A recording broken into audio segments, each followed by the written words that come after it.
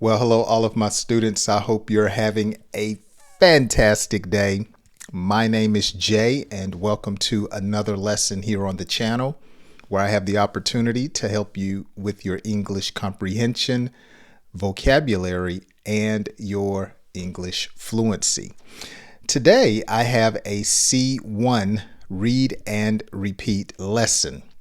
I really hope that you enjoy today's story that I put together for your learning. Now, I want to test your comprehension, so I will have a quiz at the end of today's story. I hope you're ready for a little bit of learning and laughter. Let's dive into today's story. Carl was always bragging about being brave to his friends, claiming nothing could scare him. Let's read and repeat. Carl was always bragging about being brave to his friends, claiming nothing could scare him. Excellent job. So, when someone brags or someone is known for bragging, they're always talking about how good they are. We call it boasting, okay? We describe a person that is known for bragging or boasting as having a big head. They think more of themselves than they really should. Okay. They think that sometimes we say they are the gift. Okay. You have some men, they brag about how great they are and they feel like they are God's gift to women or other people. Okay. So they're boastful. They're bragging. Someone that is brave is courageous, brave.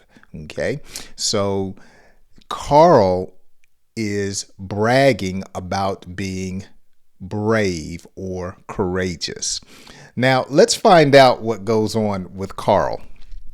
One afternoon, while they were hanging out, he boasted about how he wasn't afraid of anything, not even ghosts. Let's read and repeat. One afternoon, while they were hanging out, he boasted about how he wasn't afraid of anything, not even ghosts. Okay, Carl, you're talking, as we would say, big talk. Now, notice Carl was hanging out with his friends. So hanging out, for those who don't know, is a slang term that we use to describe leisure time. Okay. Sometimes we say, I'm just chilling with my friends. I'm hanging out. We're watching TV together. We're outside together. We're spending time with one another. Now, Carl is saying he's not afraid of anything, not even ghosts. Okay. Spirits, unseen beings. Now, I am curious where this is headed. Let's find out. Deciding to prove his boldness, Carl announced that he would take a shortcut through the old cemetery on his way home. Let's read and repeat. Deciding to prove his boldness. Carl announced he would take a shortcut through this old cemetery on his way home. Now, notice the words I used here in the story, to prove his boldness. Remember, Carl was bragging that he was brave. So besides saying that a person is courageous or brave, you could say they are bold. Notice also the vocabulary word announced. Carl announced. So that's a way that we say, or a word that we use when we are describing that someone is telling people something.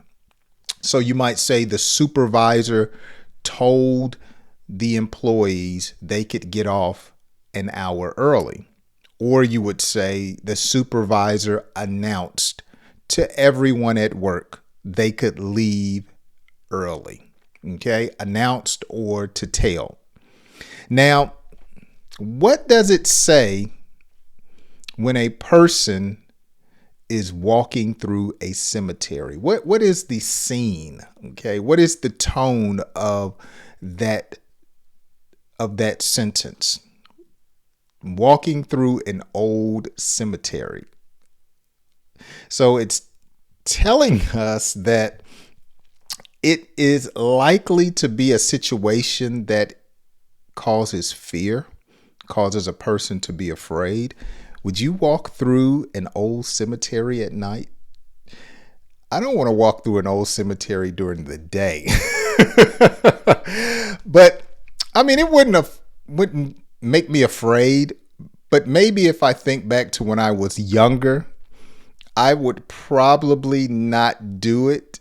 Being young, things are blown out of proportion, or shall I say, you have a large imagination when you are young. So now versus then, I would do it now, but when I was younger, nah.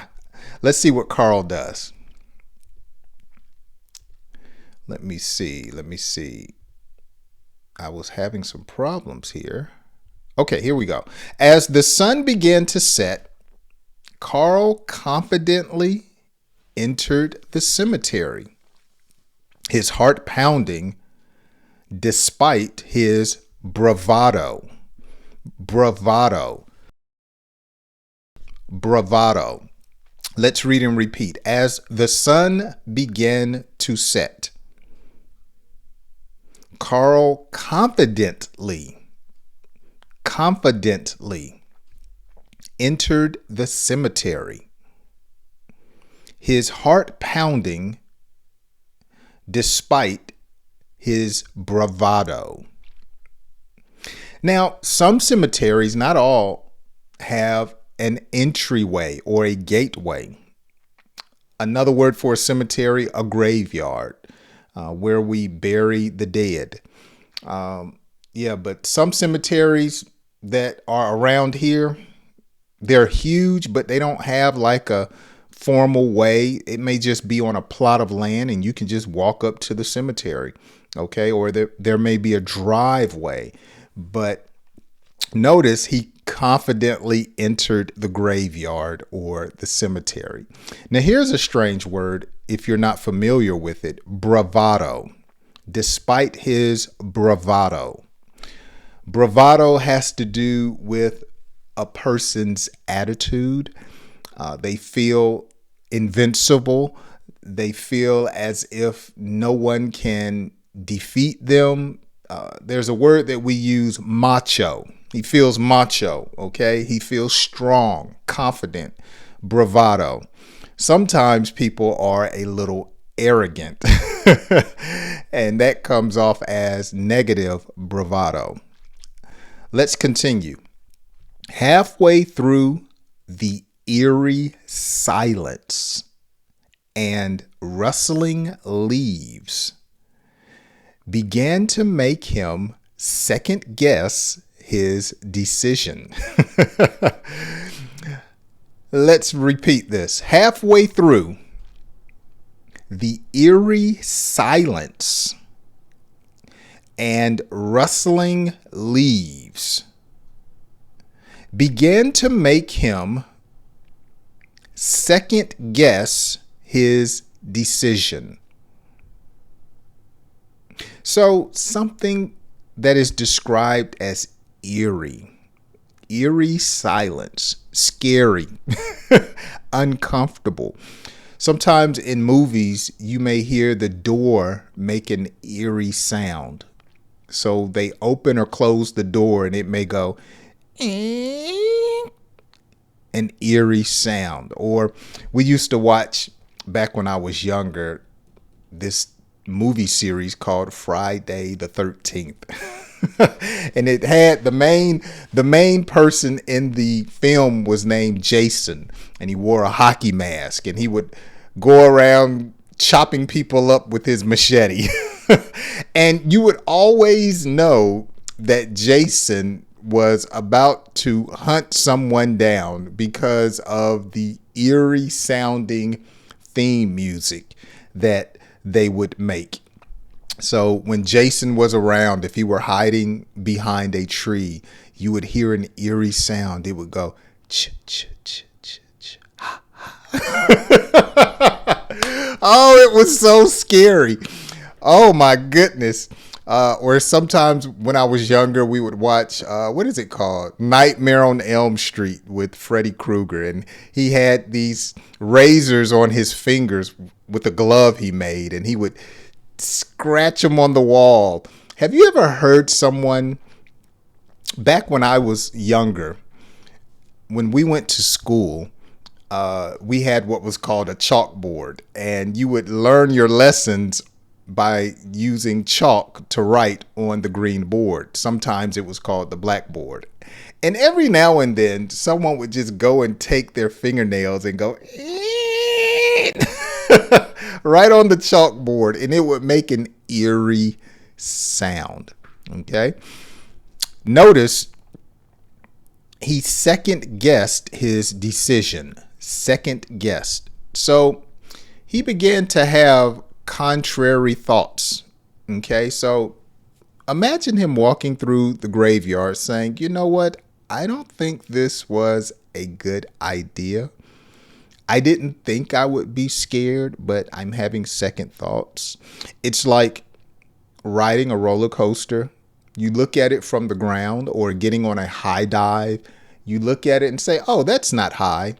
But then when you go up the ladder to get on the high dive, or you get on the ride to go up the first hill, you start having second thoughts about your decision. Okay, so now Carl is in the heat of the moment. Okay, he's in the cemetery and he has to make a decision. Should he continue forward, or should he make another move? Let's see what he does. Shadows seemed to dance between the tombstones, and Carl's courage quickly faded. Let's read and repeat. Shadows seemed to dance between the tombstones, and Carl's courage quickly faded. Quickly faded. So it dissipated. It left him. He was no longer brave. He was acting like a punk. He turned around and ran back the way he came, abandoning his shortcut. Let's read and repeat. He turned around and ran back the way he came, abandoning or leaving his shortcut. The next day, Carl's friends found out and teased him relentlessly, making ghost sounds whenever he walked by. So they were like, woo, letting them know that, hey, you were saying that you were one thing, but you were actually something else. So they were making fun of him. Let's read and repeat. The next day, Carl's friends found out and teased him relentlessly, or continuously. You might say the rain from Hurricane Helene relentlessly poured down for 4 hours straight. Okay, continually, without stop, without end. And that's how they teased him. Making ghost sounds whenever he walked by. Excellent job. All right, let's continue. Carl, embarrassed, tried to laugh it off, but knew his bragging days were over. Let's read and repeat. Carl, embarrassed, tried to laugh it off, but knew his bragging days were over. It's over, Carl. Last sentence. 4 days, his friends wouldn't let him live it down. So they kept bringing it up, joking that even the bravest can get spooked. Spooked. Another word for spooked, afraid or fearful. Let's read and repeat this last sentence. 4 days, his friends wouldn't let him live it down, joking that even the bravest can get spooked. Great job. So let's read through this story at a faster pace, as I always do. And let's see if you can continue to pronounce the words as well as understand and keep up with what I am reading. Okay? Are you ready? Let's go. Carl was always bragging about being brave to his friends, claiming nothing could scare him. One afternoon, while they were hanging out, he boasted about how he wasn't afraid of anything, not even ghosts. Deciding to prove his boldness, Carl announced he would take a shortcut through the old cemetery on his way home. As the sun began to set, Carl confidently entered the cemetery, his heart pounding despite his bravado. Halfway through, the eerie silence and rustling leaves began to make him second-guess his decision. Shadows seemed to dance between the tombstones, and Carl's courage quickly faded. He turned around and ran back the way he came, abandoning his shortcut. The next day, Carl's friends found out and teased him relentlessly, making ghost sounds whenever he walked by. Carl, embarrassed, tried to laugh it off, but knew his bragging days were over. For days, his friends wouldn't let him live it down, joking that even the bravest can get spooked. All right, great job, great job. So at this time, I want to give you a few quiz questions and test your comprehension. Number 1, what is a shortcut? Okay, what is a shortcut? Carl took a shortcut through the old cemetery. What is a shortcut? Number 2, what does relentlessly mean? What does relentlessly mean? And number 3, I explained, but can you tell me in the comments below, what is bravado? What is bravado?